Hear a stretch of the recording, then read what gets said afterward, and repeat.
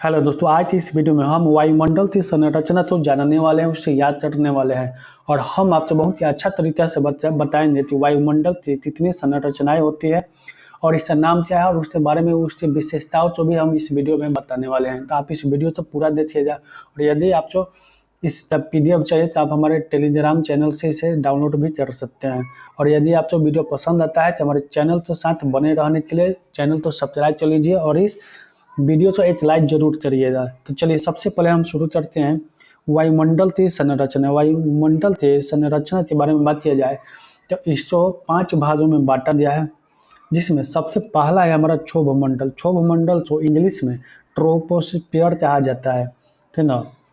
देखिए इसमें सबसे पहला है कि ये जो क्षोभमंडल होता है वो 18 किलोमीटर ऊपर तक ही पाया जाता है, यानी क्षोभमंडल की ऊंचाई 18 किलोमीटर ऊपर तक ही है। दूसरा पॉइंट है तो इसकी ऊंचाई ध्रुवों पर 8 किलोमीटर और विषुवत रेखा यानी 0 डिग्री पर 80 किलोमीटर की ऊंचाई पर हो जाती है। ध्रुव पर कितना ऊंचा रहता है क्षोभमंडल? 8। विषुवत रेखा से ऊपर 18 किलोमीटर ऊपर ये चला जाता है। तीसरा पॉइंट है कि क्षोभमंडल में तापमान की गिरावट की दर 165 मीटर की ऊंचाई पर 1 डिग्री सेल्सियस होता है। यानी जैसे ही आप पृथ्वी की सतह से 165 मीटर ऊपर जाते हैं तो उसमें 1 डिग्री सेल्सियस की कमी आपको देखने को मिलती है। यानी कहा जाए तो आप 1 किलोमीटर यदि ऊपर जाते हैं तो आपको 6.4 डिग्री सेल्सियस टेम्परेचर में डिक्रीज यानी तापमान में गिरावट आपको देखने को मिलती है। अगला पॉइंट है कि सभी मुख्य वायुमंडलीय घटनाएं यानी जो भी घटनाएं वायुमंडल में होती है, जैसे कि बादल का बरसना, आंधी तूफान आना, वर्षा होना, ये सभी क्षोभमंडल में ही पाए होते हैं। वही हमारा अगला पॉइंट है, इस मंडल को संवहन मंडल चाहते हैं, क्योंकि इसमें संवहन धाराएं इसी मंडल की सीमा तक सीमित होती है। इसलिए इस मंडल को अधोमंडल चाहे, यानी कहने का मतलब होता है कि इस मंडल में हवा चलती है, इसलिए इस मंडल को संवहन मंडल चाहते हैं। वही अगला पॉइंट है कि जैव क्रिया यानी जितने भी जीव जंतु है उनके लिए यह सबसे महत्वपूर्ण स्तर है। यानी कोई भी जीव जंतु है उसके लिए सबसे महत्वपूर्ण और सबसे इम्पोर्टेंट क्या है, तो यही मंडल है, क्षोभ मंडल, ठीक ना। क्योंकि इसमें सब चीज़ हवा, वायुमंडल है, सब चीज़ हमारे लाइक इसी में मिलता है। अगला पॉइंट है कि क्षोभ मंडल और समताप मंडल को अलग करने वाला जो सीमा होता है ये उसे क्या कहा जाता है? क्षोभ मंडल। मान लीजिए कि यहाँ तक है हमारा, इसके ऊपर समताप मंडल है और इसके नीचे हमारा है, इससे नीचे है हमारा क्षोभ मंडल। और ये जो जहाँ इसका बाउंड्री होता है उस बाउंड्री को क्षोभ सीमा कहा जाता है। आ जाए समझ में। और इस क्षोभ सीमा में यदि आप मतलब विषुवत रेखा के ऊपर से जाते हैं तो -80 डिग्री तापमान मिलेगा। और वहीं ध्रुव के ऊपर जाते हैं, ध्रुव मान लीजिए कि धरती है और यहाँ पे ये हमारा पृथ्वी है और यहाँ पे हमारे 0 डिग्री है। इससे ऊपर जाइएगा तो 80 डिग्री और यहाँ ध्रुव से ऊपर जाइएगा तो -45 डिग्री तक तापमान आपको देखने को मिलता है। अगला मंडल है समताप मंडल, जिसको इंग्लिश में स्ट्रेटोस्फेयर भी कहा जाता है। देखिए समताप मंडल 80 किलोमीटर की ऊंचाई तक फैला हुआ है। समताप मंडल की मोटाई ध्रुव पर यानी दक्षिणी ध्रुव और उत्तरी ध्रुव पर सबसे अधिक परत इसका मोटा मिलता है। कभी कभी विषुवत रेखा पर इसका लोप हो जाता है, यानी मेल मिलाप यहाँ पे हो जाता है। दूसरा पॉइंट है, इसमें मौसमी घटनाएं जैसे कि आंधी, बादलों का गरजना, बिजली कड़कना, धूल, जल वाष्प, ये सब कुछ नहीं होता है, क्योंकि ये सभी चीज़ें हम पहले पढ़ चुके हैं। तो ये सभी चीज़ें क्षोभ मंडल में ही होता है।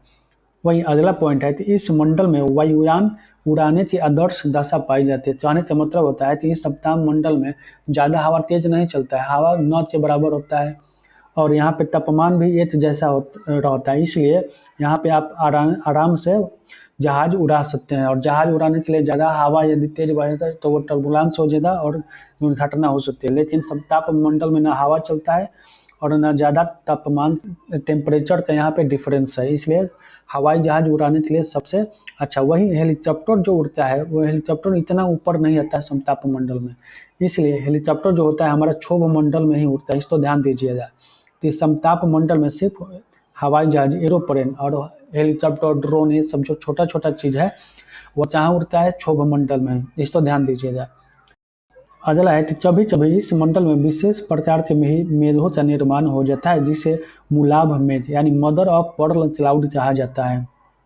अगला पॉइंट है समताप मंडल के एक महत्वपूर्ण लक्षण ये है कि इसमें ओजोन परत की एक गैस पाई है। ओजोन परत जैसा कि आप जानते हैं कि ओजोन परत क्या होता है कि जो सूर्य से आने वाली पराबैंगनी यानी अल्ट्रावायलेट रे जो होता है उसको अवशोषित सोच लेता है यानी एब्जॉर्ब कर लेता है। इसलिए इसे पृथ्वी का सुरक्षा कवच भी कहा जाता है। तो सूर्य से आने वाले जो पराबैंगनी किरणें होते हैं उसको अवशोषित कर लेता है कौन? Ozone layer. इसलिए ओजोन लेयर को कहा जाता है सुरक्षा कवच, ठीक ना।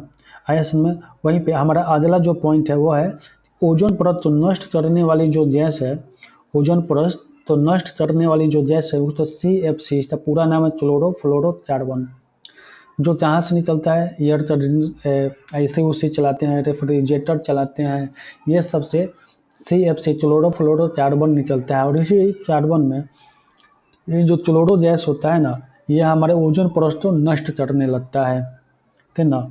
वहीं पे हमारा अगला पॉइंट है कि ओजोन परत की मोटाई मापने के लिए डॉप्सन इकाई का प्रयोग किया जाता है। डॉप्सन इकाई किसका यूनिट है? तो ओजोन परत यानी ओजोन लेयर को मापने का। यहाँ पे एक नोट दिया गया है कि कुछ विद्वान यानी कुछ ऐसे साइंटिस्ट जो है वो चाहते हैं कि ओजोन मंडल को एक अलग से मंडल बनाया जाए, क्योंकि यह 32 से 60 किलोमीटर की ऊंचाई तक फैला हुआ है और इसमें जैसे जैसे आप ऊपर जाते हैं इसमें भी तापमान में जो डिफरेंस है वह देखने को मिलता है। और 1 किलोमीटर यदि आप इसमें ऊपर जाते हैं तो उसमें 5 डिग्री सेल्सियस से आपको वृद्धि देखने को मिल जाती है। तापमान में वृद्धि, यहाँ पे कमी नहीं हो रहा है, यहाँ पे वृद्धि हो रहा है, इसको ध्यान दीजिएगा। तो ओजोन लेयर में जैसे हम 1 किलोमीटर ऊपर जाते हैं तो इसमें 5 डिग्री सेल्सियस की बढ़ोतरी हो जाती है, कमी नहीं हो रही है, यहाँ पे बढ़ोतरी हो जाती है ओजोन लेयर में, इसको ध्यान दीजिएगा। अगला है हमारा मध्य मंडल जिसको मेसोस्फीयर भी कहा जाता है। तो देखिए मध्य मंडल समताप मंडल के ठीक ऊपर 80 किलोमीटर तक की ऊंचाई तक फैला हुआ है। इस स्तर से भी ऊंचाई की लागत कमी होने लगती है, मतलब इसमें भी जैसे जैसे आप ऊपर जाते हैं तो टेम्परेचर में गिरावट आपको महसूस मतलब देखने को मिल जाती है। और 80 किलोमीटर जैसे ही आप ऊपर पहुंचते हैं तो यहाँ पे -180 डिग्री तापमान हो जाता है। यानी जैसे हम पृथ्वी से 80 किलोमीटर ऊपर जाइएगा तो लगभग -180 डिग्री तक तापमान हो जाएगा। और इस मंडल के ऊपरी परत को मध्य सीमा कहते हैं। इस मंडल से यानी मध्य मंडल के ऊपरी सीमा ये मध्य मंडल हो जाए यहाँ पे, और इससे ऊपर जो सीमा बनता है आयन मंडल और मध्य मंडल के बीच में उसे मध्य सीमा कहा जाता है। अगला है हमारा आयन मंडल जिसको आयनोस्फीयर कहा जाता है इंग्लिश में। पॉइंट पहला है कि आयन मंडल मध्य मंडल के ऊपर 80 किलोमीटर से 400 किलोमीटर के बीच स्थित है। मध्य मंडल 180 किलोमीटर तक था और ये जहाँ तक फैला हुआ है 80 किलोमीटर से लेके 400 किलोमीटर तक, 400 किलोमीटर तक ये आयन मंडल फैला हुआ है। इसमें विद्युत अवशोषित कण पाए जाते हैं जिन्हें आयन कहते हैं, इसलिए इसे आयन मंडल कहा जाता है। इसका नाम आयन मंडल क्यों पड़ा? क्योंकि इसमें विद्युत जो अवशोषित कण पाए जाते हैं, जैसे कि आप केमिस्ट्री में आयन पढ़े ना, वही चीज़ यहाँ पे लगभग वही है। अब देखिए यहाँ पे जो नोट दिया गया है कि यह भाग कम वायु दाब यानी लो प्रेशर और पाराबैंगनी किरणों द्वारा आयनीकृत होते रहता है। अगला पॉइंट है हमारा कि यह आयन मंडल में ऊंचाई बढ़ने के साथ तापमान में वृद्धि शुरू हो जाती है। मेसोमंडल में घट रहा था, फिर आयन मंडल में क्या होता है, जैसे जैसे हम ऊपर बढ़ते हैं तो टेम्परेचर में बढ़ोतरी शुरू हो जाती है। अगला पॉइंट है कि इस मंडल के सबसे नीचे स्थित रहता है डी लेयर, जहाँ से लॉन्ग रेडियो वेव क्या होता है, परिवर्तित होता है, भेजा जाता है, समझ लीजिए।